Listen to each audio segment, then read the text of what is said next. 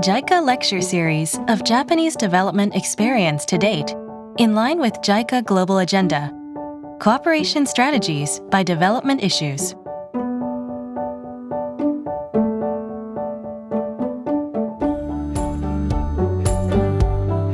Japan's experience in peaceful state building and post-war disaster reconstruction. Experience of post-war disaster reconstruction. Today's lecturer will be Professor Shinoda Hideaki from Tokyo University of Foreign Studies.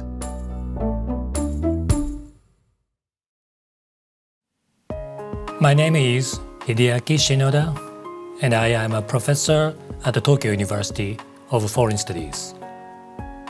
What lessons can be learned from Japan's experience of peacebuilding and post-conflict reconstruction?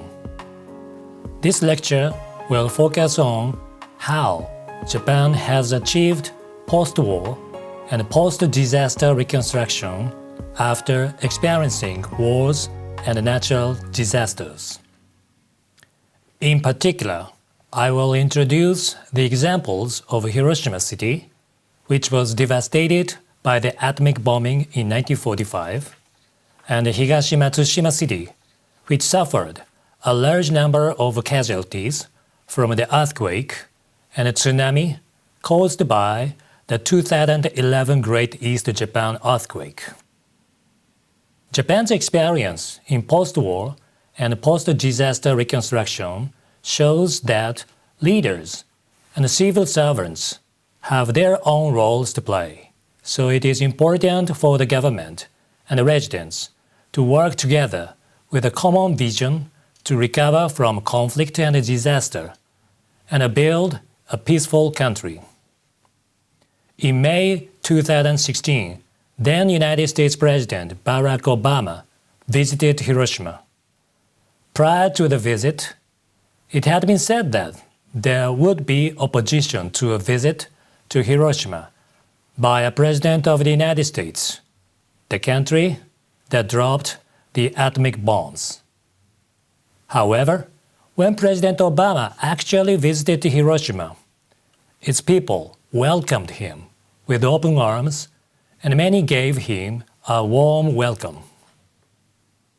People from different countries often ask whether the people of Hiroshima hate the US. Certainly, depending on the person. The residents of Hiroshima are at different stages and are going through different processes in terms of forgiveness and reconciliation. So why did they warmly welcome President Obama? What was the process of Hiroshima's recovery from the damage of the atomic bomb, and how did it come to be known as a city of peace? At the time of the Meiji Restoration and the start of modernization in the 19th century, Hiroshima was a region of Japan where disenfranchised samurai and poor farmers existed in discontent. Sadaaki Senda, Hiroshima Prefecture's first governor, attempted to solve the problem by creating land through large-scale reclamation projects. However, the land created by the new reclamation work was not suitable for agriculture, and Senda moved out of Hiroshima in disappointment, leaving the prefecture in enormous debt. However, when the Sino-Japanese War broke out in 1894, the modern port of Ujina, which Senda had built as part of his reclamation work, came to the attention of the government. Hiroshima Station was the westernmost station on Japan's railroad network at that time. In just 2 weeks, a railroad connecting Hiroshima Station and the Ujina Port, which was only 5 kilometers away, was constructed as a national project. When the Sino-Japanese War began, soldiers, weapons, and supplies were transported by railroad to Ujina Port and then by ship from the port to the battlefield. The imperial headquarters, the imperial diet, and even the emperor moved their bases to Hiroshima. Suddenly, Hiroshima came to serve as the capital of Japan for over a year.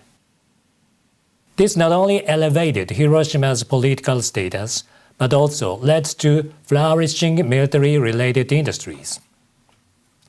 Hiroshima, which became known as the military capital, was also able to solve the problems of the disgruntled samurai and poor farmers. The process of solving Hiroshima's problems in the 19th century was in line with the policies of the central government, which had adopted a militaristic policy.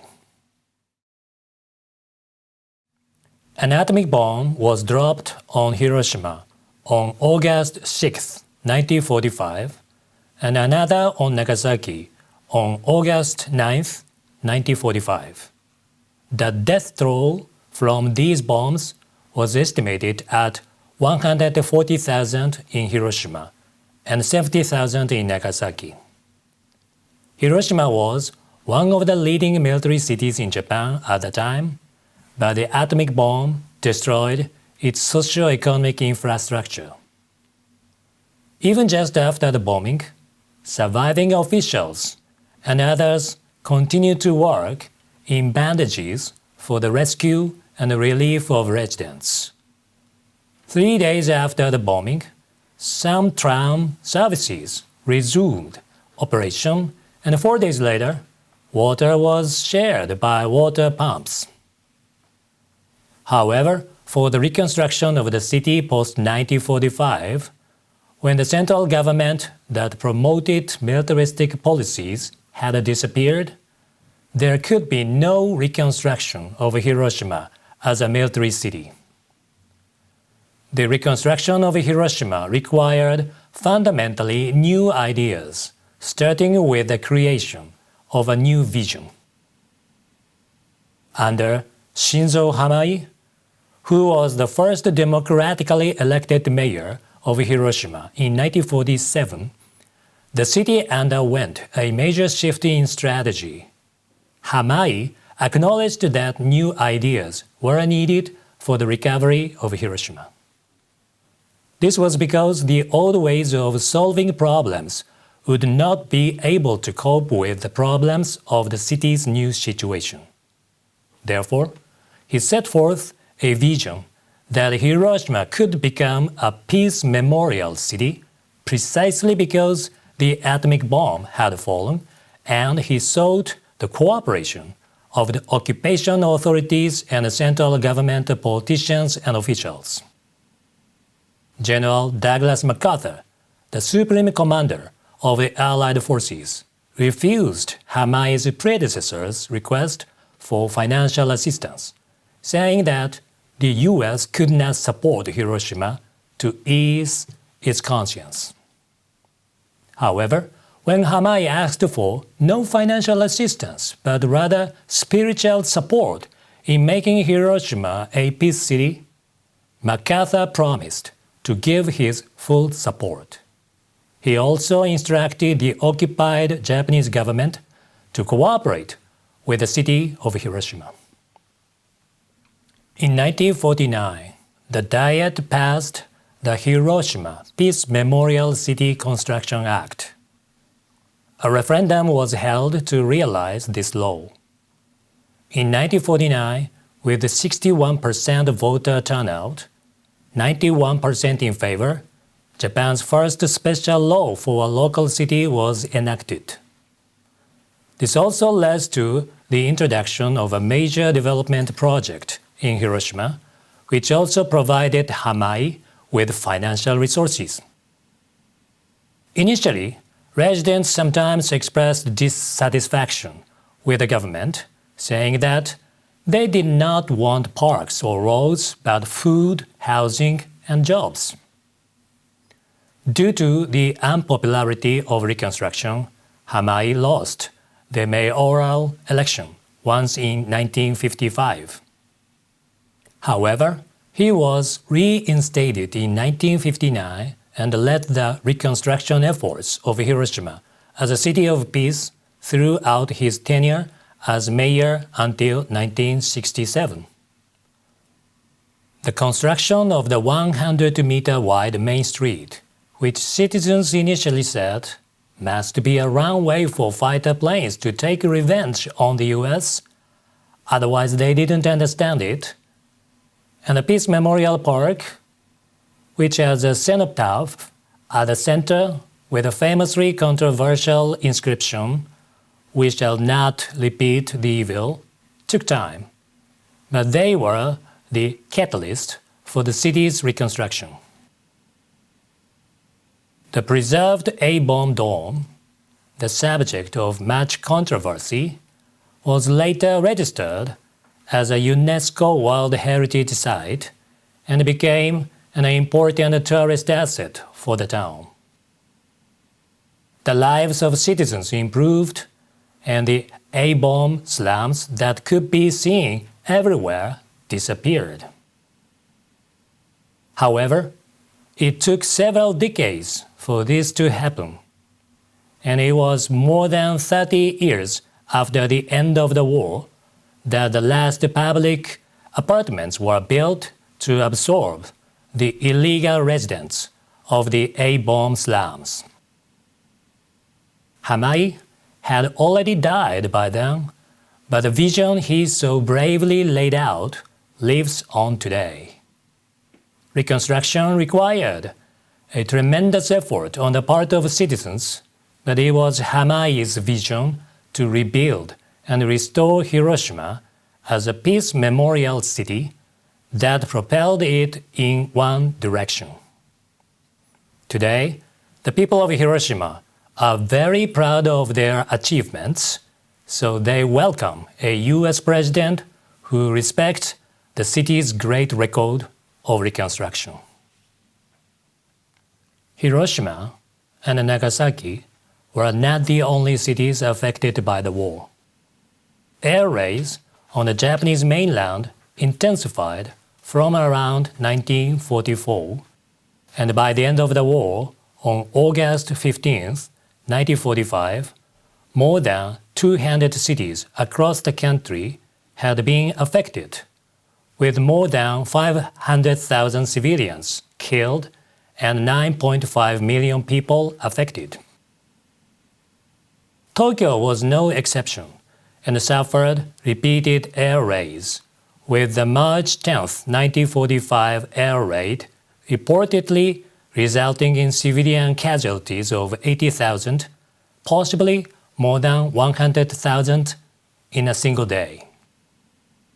Japan's post-war reconstruction experience was a sweeping nationwide initiative.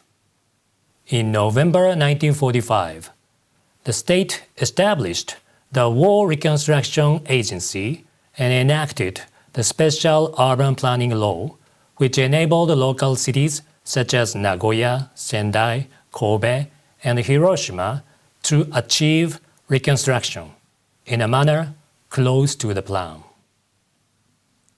On the other hand, the state decided to exclude districts that had been rezoned in the past. Tokyo, which had undergone extensive rezoning during the Great Kanto Earthquake of September 1, 1923, would be excluded. Tokyo, therefore, developed the Tokyo Metropolitan War Reconstruction Plan, which further expanded on the reconstruction plan for the Great Kanto Earthquake and undertook reconstruction efforts. In reality, financial and administrative constraints prevented the reconstruction plan from easily taking shape, and priority was given to securing housing and other forms of civilian stability. But Tokyo's reconstruction plan was a continuation of the Great Kanto Earthquake reconstruction plan and has led to the Tokyo of today. Next, Let's look at the recent case of the Great East Japan Earthquake of 2011.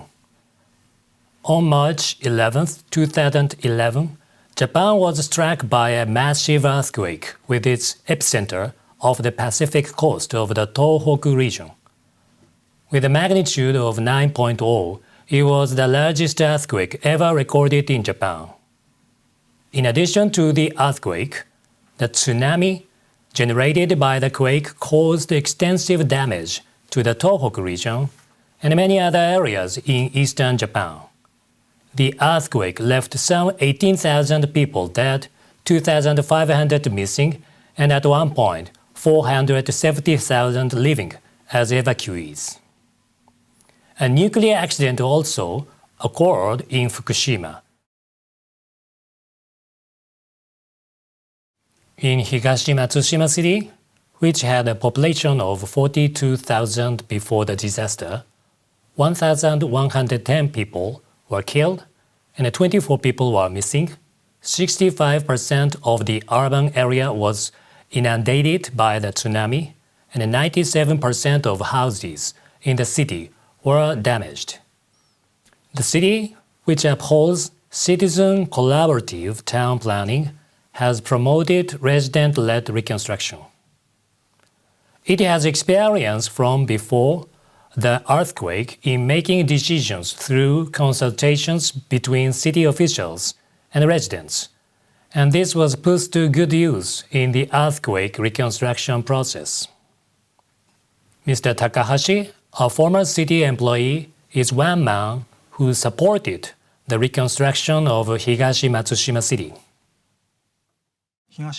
When Higashi-Matsushima City was formed by merging two towns, we wanted to build a truly collaborative community for citizens.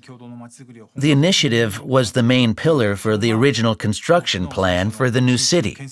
Under this policy, the community would help each other and not depend solely on city administration.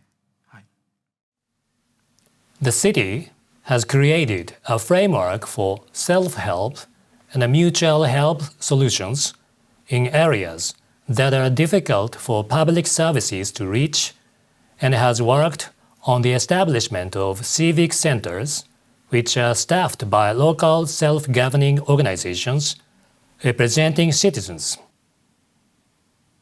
Efforts made prior to the disaster have worked in recovery from the disaster.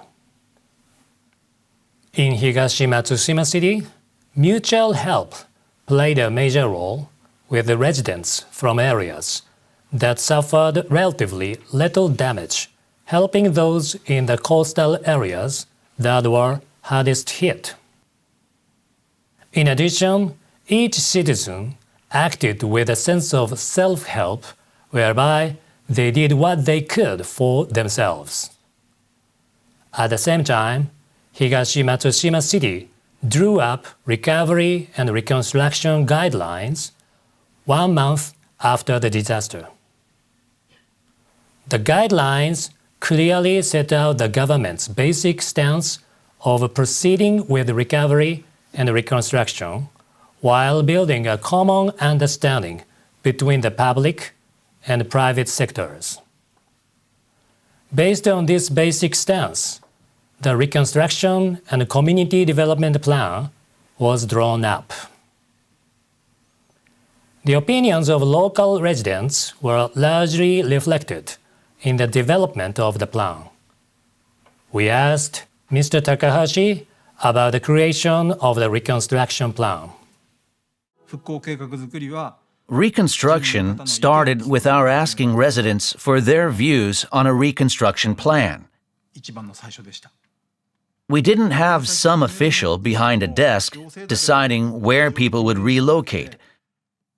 We started consulting collaborative organizations focused primarily on the members of the Voluntary Council and members of the board for the relocation agreement. We'd ask, "What do you think?" We'd consult them and they knew things.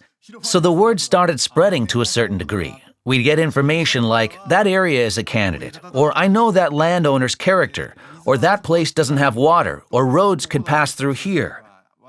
There were so many people who knew so much more than we did. Their ideas were definitely better than ours because they already had candidate sites in mind.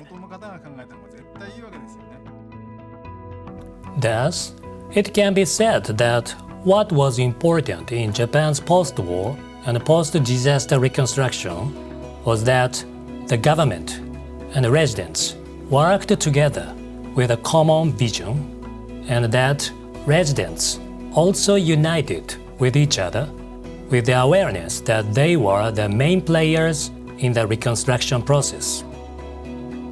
The experiences of Hiroshima and Higashi-Matsushima City are being passed on to people in conflict-affected countries and regions.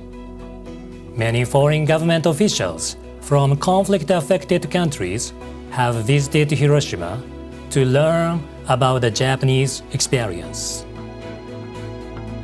What I learned from Hiroshima last year that I came for a study tour is the system of governance of the Hiroshima Prefecture.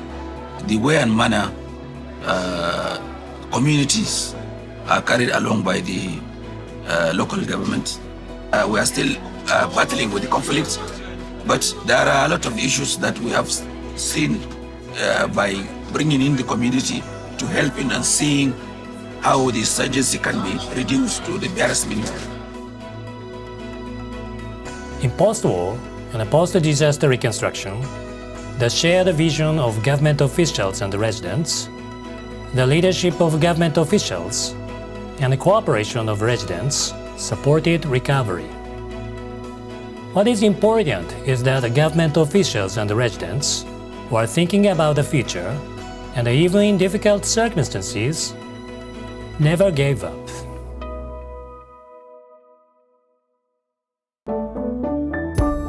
Japan has modernized from a non-Western background to establish a free, democratic, prosperous, and peace-loving nation. In this sense, Japan is one of the best development models for the developing countries and regions today. In addition, Japan has contributed to economic growth in many developing countries, especially in Asia. Therefore, we would like to share with you Japan's unique experience of modernization, which is different from Western countries, and cooperation for developing countries through this video material.